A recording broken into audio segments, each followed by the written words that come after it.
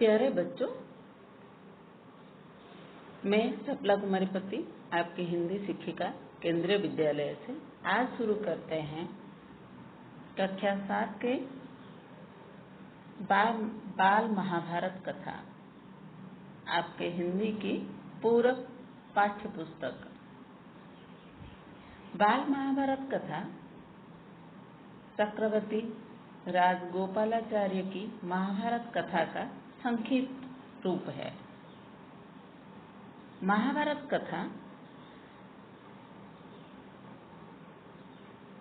महर्षि पराशर के पुत्र व्यास मुनि ने लिखा है। व्यास जी ने यह कथा अपने पुत्र सुखदेव और शिष्य वैशंपायन को सुनाई थी। महाराज परीक्षित के पुत्र जन्मेजय के यज्ञ में यह कथा सूत जी ने सुनाई थी। हस्तिनापुर के राजा शांतनु के 3 पुत्र थे, देवव्रत, चित्रांगद और विचित्रवीर्य। देवव्रत आजीवन ब्रह्मचारी रहकर भीष्म बने।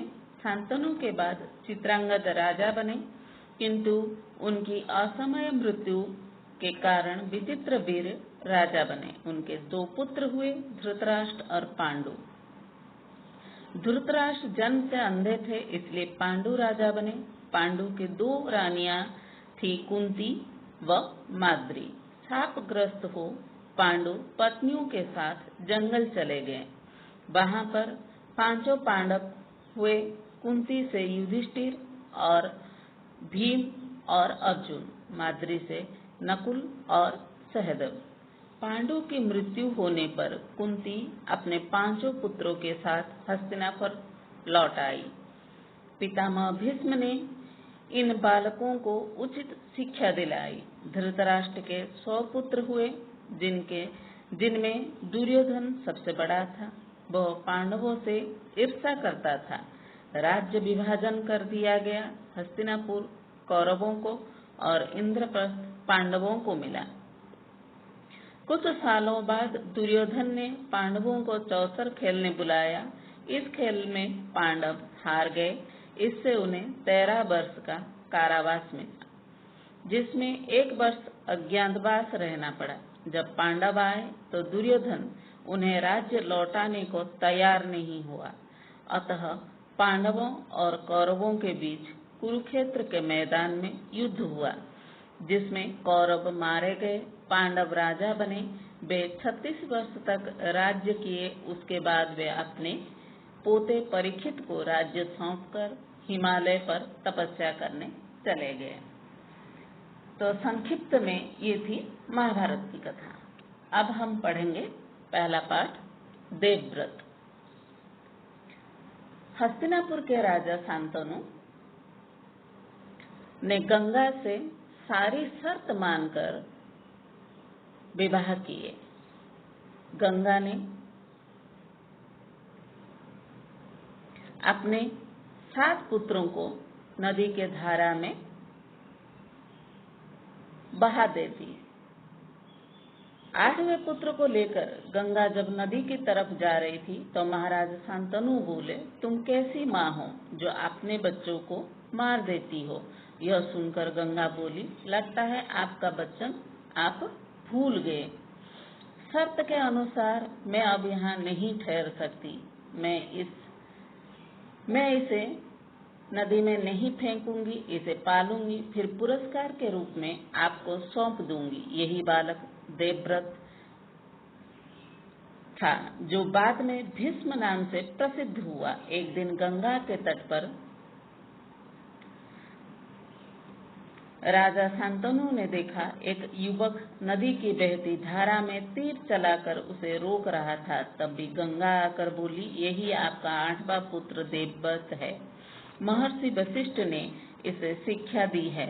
शास्त्र ज्ञान में इसे शुक्राचार्य और रण कौशल में इसका मुकाबला सिर्फ परशुराम ही कर सकते हैं। यह जितना कुशल योद्धा है, उतना ही चतुर राजनीतिज्ञ भी।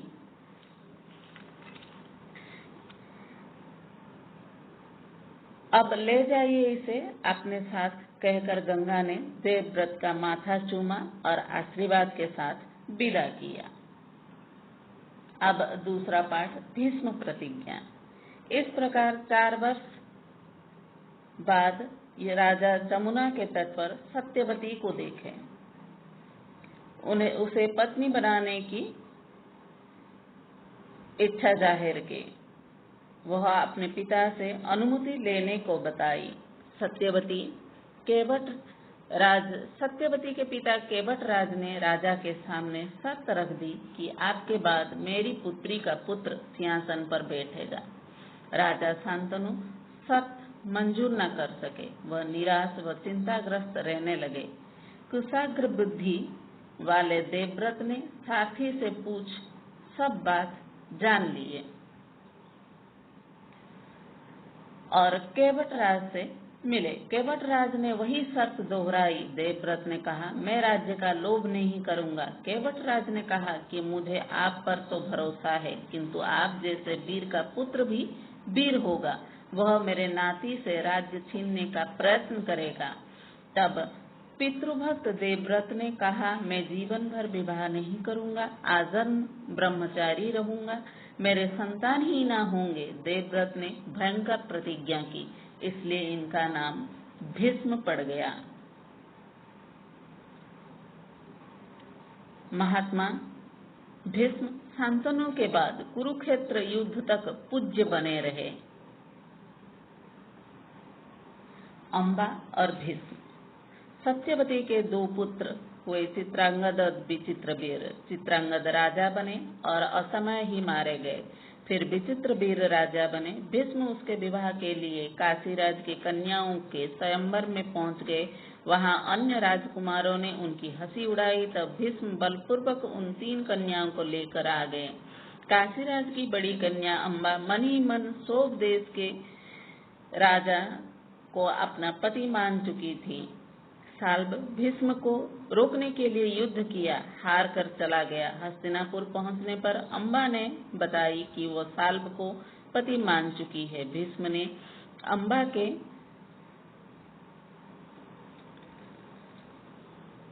अम्बा को साल्ब के यहाँ भेज दिया और अंबिका और अम्बालिका का विवाह विचित्रवीर के साथ करा दिया। साल्ब ने अम्बा को अपनाने से मना कर दिया, उसे भीष्म के पास भेज दिया। भीष्म पुनः साल्ब के पास भेजते, फिर साल्ब मना कर देता। इस तरह अम्बा 6 साल तक घूमती रही। अपने दुख का कारण भीष्म को मानी। वह परशुराम के पास गई।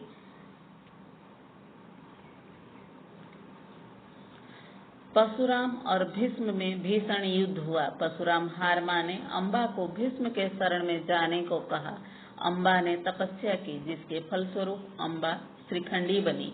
कुरुक्षेत्र के युद्ध में श्रीखंडी को आगे करके अर्जुन ने भीष्म पर बाण चलाया। अंत में भीष्म गिर पड़े और अम्बा का क्रोध शांत हुआ। विदुर विचित्रवीर की रानी अम्बालिका की दासी के पुत्र थे। विदुर धर्मदेव के अवतार थे। ये धर्म और राजनीति के विद्वान थे। भीष्म ने उन्हें धृतराष्ट्र का प्रधानमंत्री बनाया था। विदुर ने जुआ खेलने की अनुमति न देने के लिए समझाया था। धृतराष्ट्र ने विदुर की सलाह मानकर दुर्योधन को समझाया, लेकिन वह न माना। दुर्योधन को जुआ